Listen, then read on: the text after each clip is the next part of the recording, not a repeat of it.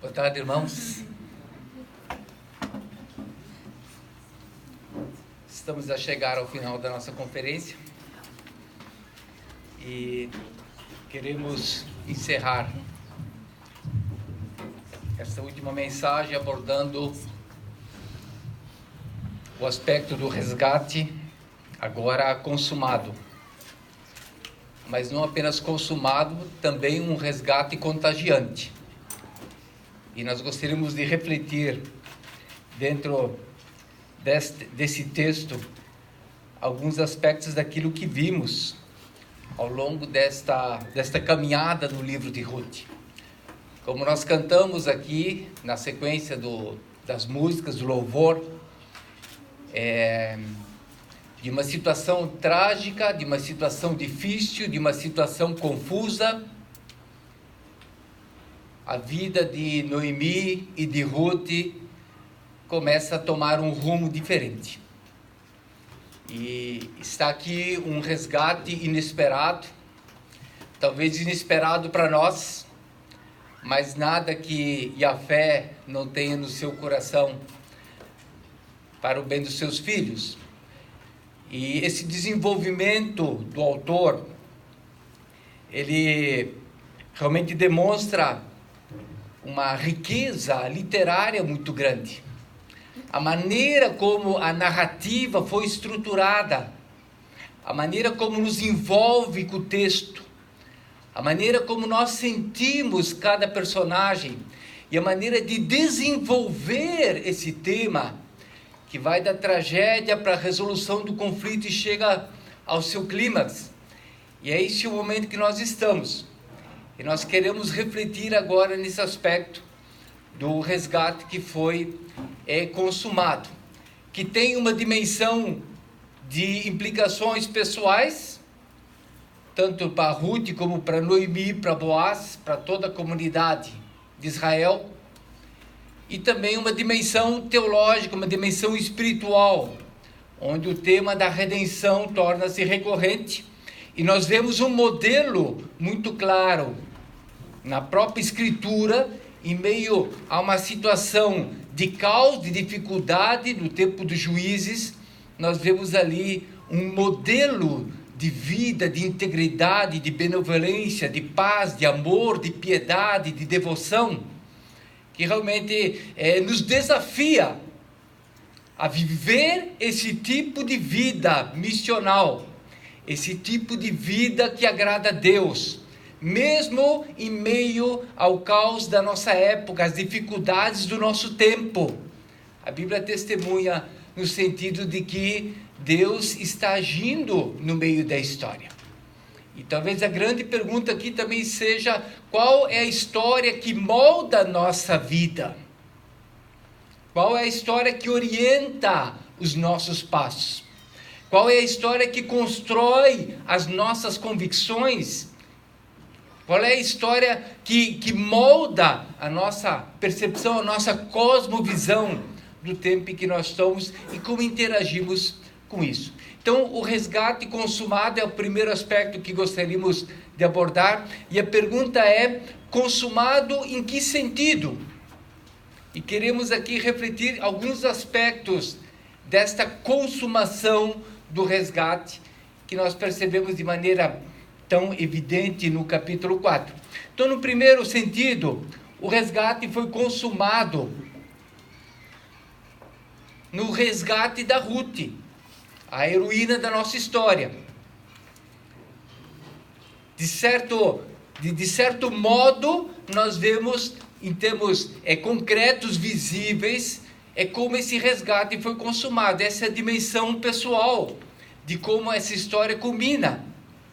E como vimos no verso 13, Ruth tornou-se esposa de Boaz, passou a ser sua mulher.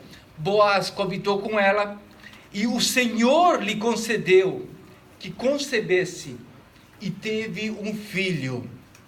O que nós vemos aqui na história de Ruth é essa trajetória de uma mulher pagã, uma mulher gentia, uma mulher de um contexto cultural contrário a lei ou o propósito de Yahvé, uma mulher que decide abraçar o povo de Israel, o povo de Yahvé, que decide cuidar da sua sogra, que decide abraçar o Deus de Israel.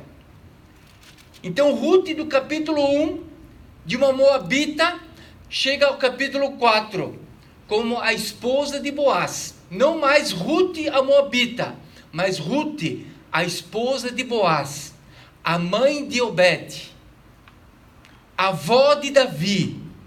E nós vemos esta progressão, este upgrade, essa ascensão social de Ruth. Então o resgate foi consumado na vida de Ruth. Ela passou de uma situação de fragilidade, de vulnerabilidade, de vítima do preconceito, da exclusão, para uma pessoa absolutamente integrada no seio da comunidade de Israel, participante de um projeto mais grandioso, do qual nós mesmos somos alvos pela graça de Deus hoje. Ruth torna-se esposa de Boaz, Ruth torna-se a bisavó do grande rei Davi, e aqui vemos também esta ideia, esse aspecto que se desenvolve nas Sagradas Escrituras com relação à promessa do Messias, o descendente de Davi. Então veja de que maneira esse resgate consumou-se na vida de Ruth. E evidentemente um papel fundamental nesse resgate está o papel de Boaz. Boaz, aquele que é o outro herói da história, aquele que mostra os ideais de um homem que teme a Deus, que mostra os ideais de uma pessoa que quer ser relevante ao seu tempo, que mostra os ideais de um empreendedor, mas sobretudo também de uma pessoa de caráter, de princípios, de valores, como nós ouvimos ao longo desses dias, quando estivemos ministrando sobre esse tema. Será Boaz um tipo de Cristo? Tratamos aqui da questão da tipologia. E a tipologia sempre tem essa referência a comparações, a uma orientação que podemos ter, a uma dimensão pedagógica que nos ajuda a compreender. Mas em que sentido Boaz, o resgatador, o Goel, como já ouvimos hoje, vastamente a definição desse tema, em que sentido Boaz torna-se um tipo de Cristo? No primeiro aspecto, o resgatador devia ser um parente. E nesse aspecto, Jesus também é o nosso parente. Na sua encarnação, Jesus assume a identidade humana. E nesse sentido, Boaz, o parente de Ruth, é aquele que era apto a resgatá-la.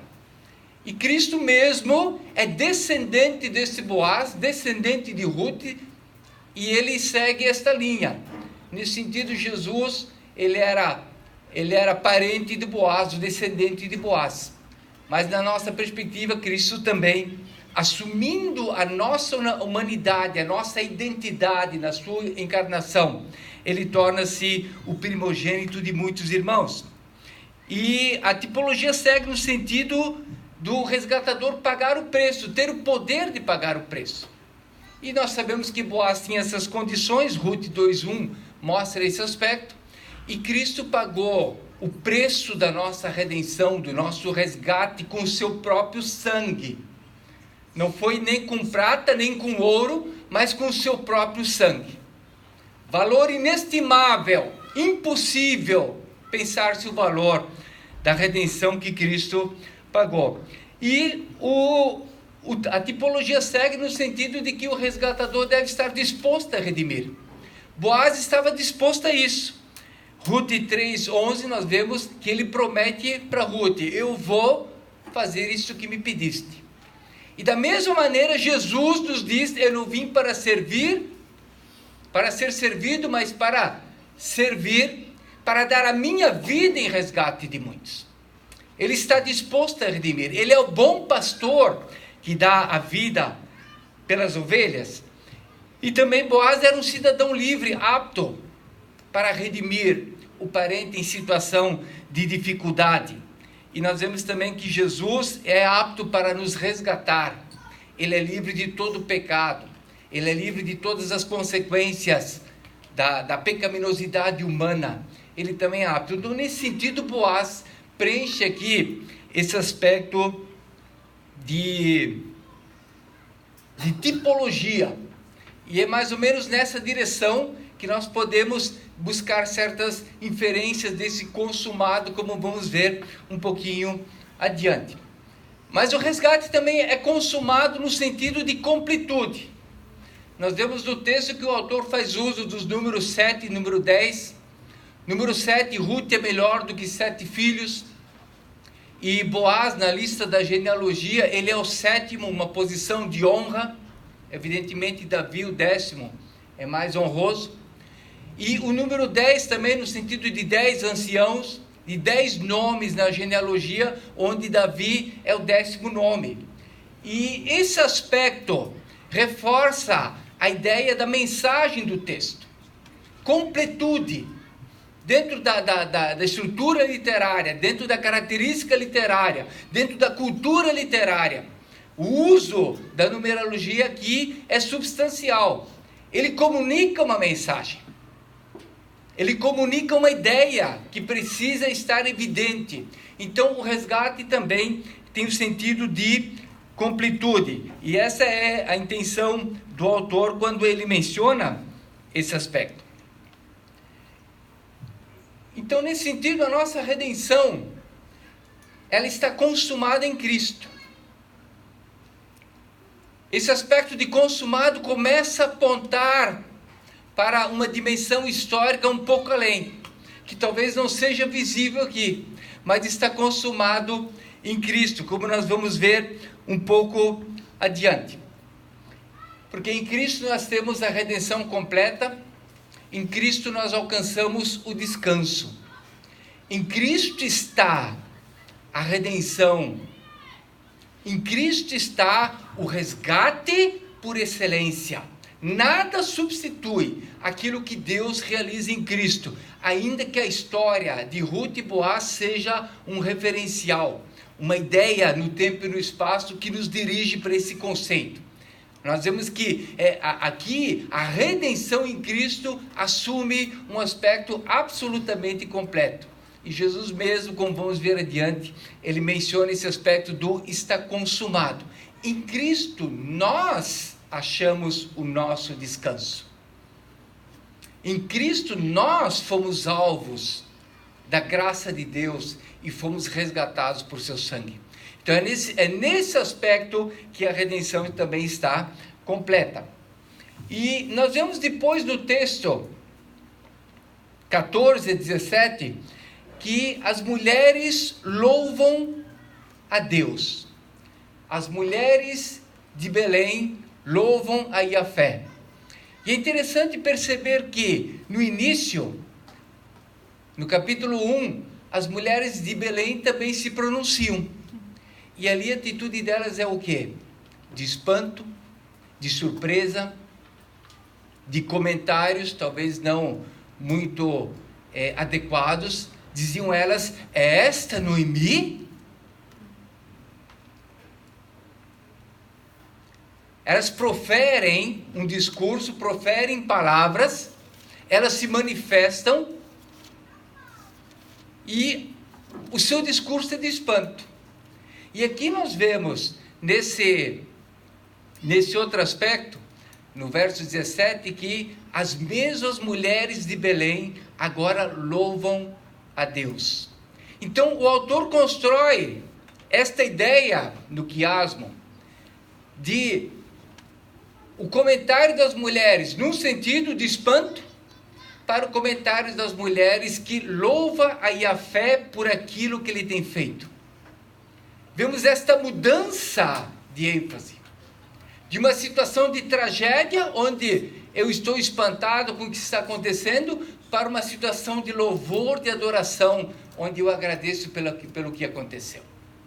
E esse discurso das mulheres já vem um pouco antes do texto. Por exemplo, no verso 11 e no verso 12 já vemos esta ideia de que os anciãos e o povo falam a respeito das mulheres.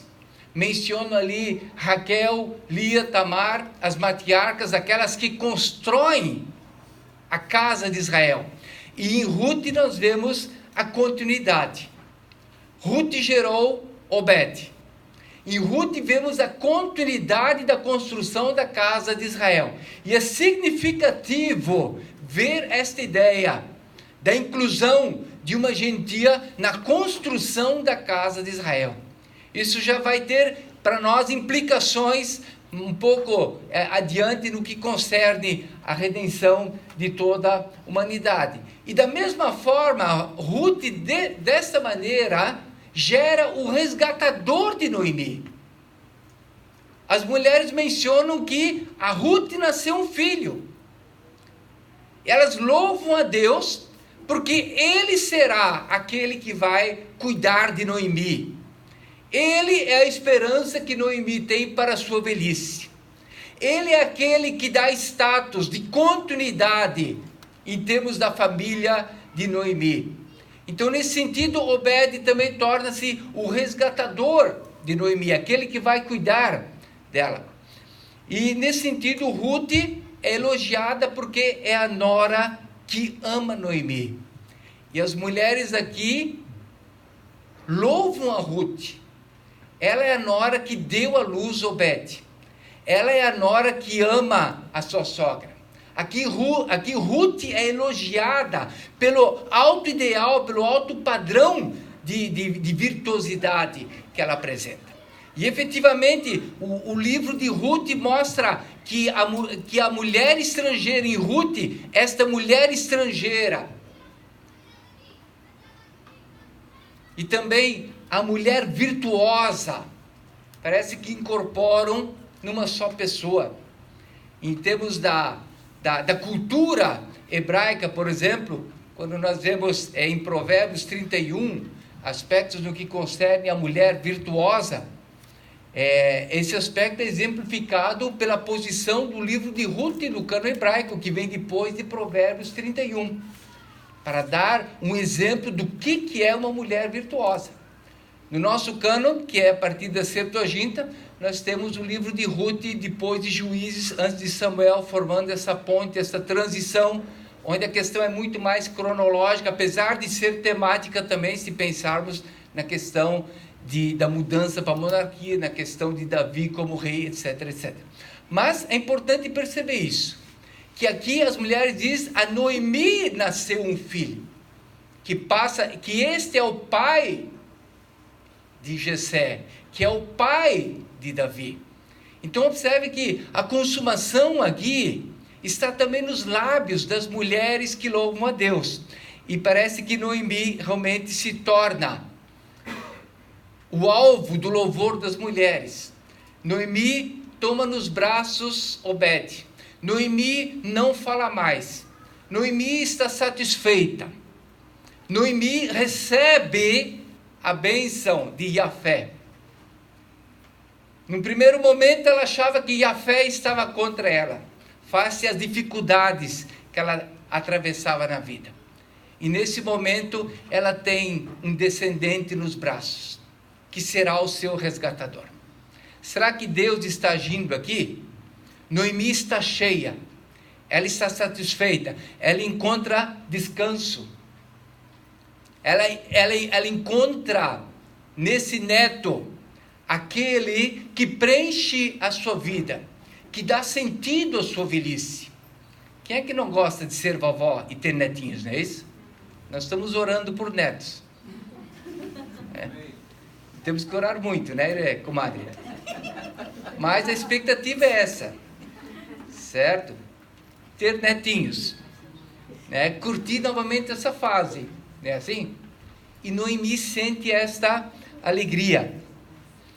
E como é que se processa aí esse aspecto de consumação na vida de Noemi, na narrativa? Observe que no capítulo 1, ela está vazia. Ela se sente amargurada. Ela é Mara. E a fé está contra mim. O Todo-Poderoso descarregou o seu braço. Ela não vê sentido na sua vida, ela se sente confusa, ela está numa situação de desconforto, para onde as coisas vão andar. E no capítulo 4, Noemi está cheia, ela não fala mais, o autor não menciona mais nenhum discurso dela. Isso quer dizer que Noemi está satisfeita, não há mais necessidade de comentar, ela encontra aquilo que ela buscava, e a fé preencheu a sua vida, de vazia para cheia. No outro slide, nós podemos ver, nos perguntar, onde é que estava Deus nessa história? Onde estava Deus nessa história? Não vemos muito bem ali, mas está ali a Noemi, com Obed nos braços, com um sorriso nos lábios. E até os testemunhos de Jeová conseguem expressar a alegria de Noemi. Viu, Matt? Use como exemplo na sua gravura. Mas Noemi está alegre, está cheia. Ela recebeu de Yahvé aquilo que era a sua expectativa. E a pergunta é, onde estava Deus nessa história? Quando Noemi estava amargurada contra Deus, onde estava Deus? Ele ficou revoltado com a Noemi? Será que Yahvé está conduzindo a história? Ou será que Yahvé é um adendo que nós acrescentamos quando achamos que as coisas correram bem? De que história estamos participando? Da nossa história ou da história da redenção de toda a criação em Cristo Jesus? Quem comanda a história? Quem é soberano sobre a história? Na nossa vida pessoal, quem cuida da nossa história? Na vida dessa nação, quem é o Senhor da história? O que ele pretende? E a pergunta mais crucial, como nós participamos do que Deus está fazendo? Como nós percebemos este mover de Deus no tempo e no espaço, que muda as circunstâncias, que muda o coração, que traz novo ânimo, nova alegria, nova percepção, que traz esperança. Quantas pessoas querem sorrir como Noemi e não falar mais, não refilar mais, parar de reclamar? Isso é uma pergunta pertinente a nós. De que maneira a redenção consumada em Cristo nos afeta? Move a nossa alegria. Nos tira de um estado de amargura, de ressentimento, de reclamação, para uma atitude de gratidão. Porque a graça é aquilo que nós não merecemos. E nós vemos também essa ideia no cântico de Noemi, no cântico de Maria. Maria, que é um exemplo de alguém que consagra sua vida a Deus e que no seu cântico pode dizer também, minha alma engrandece ao Senhor, meu espírito se alegra em Deus, meu Salvador. E o cântico de Maria, evidentemente, tem algo a ver conosco. Algo a ver conosco porque Jesus nasce em Belém. Maria consagra o seu ventre no altar de Deus para participar da missão de Deus. Ela sofre um grande risco, mas ela abraça o plano de Deus. E Jesus nasce em Belém. A casa do pão voltou a ter pão. Isso foi a ação de Yahvé. E Belém, na casa do pão, nasce o filho de Ruth. Isso também é ação de Yahvé. As duas vezes que Deus age no livro. Verso 2 e capítulo 4, capítulo 1, verso 6 e capítulo 4, verso 13. A ação de Yahvé. Volta a ter pão em Belém. Nasce em Belém o filho de Ruth que Yahvé concebeu. E lá também nasceram Boaz, Obed e Davi. E finalmente Jesus. E o resgate foi consumado no sentido do Velho para o Novo Testamento. Em Belém nasceu Jesus. Na casa do pão nasceu o pão da vida. Em Jesus está a redenção para toda a humanidade. E nós vemos isso no livro de Ruth, que termina com a genealogia que aponta para Davi. E Davi tem um papel fundamental em toda a história depois de Israel, porque a ele é prometido um descendente que vai reinar sobre os povos, que será chamado Filho de Deus, o príncipe da paz, aquele que há de redimir a humanidade. E nós vemos essa dimensão já traçada na genealogia de Jesus em Mateus, onde mulheres estrangeiras são mencionadas, e dentre elas Ruth.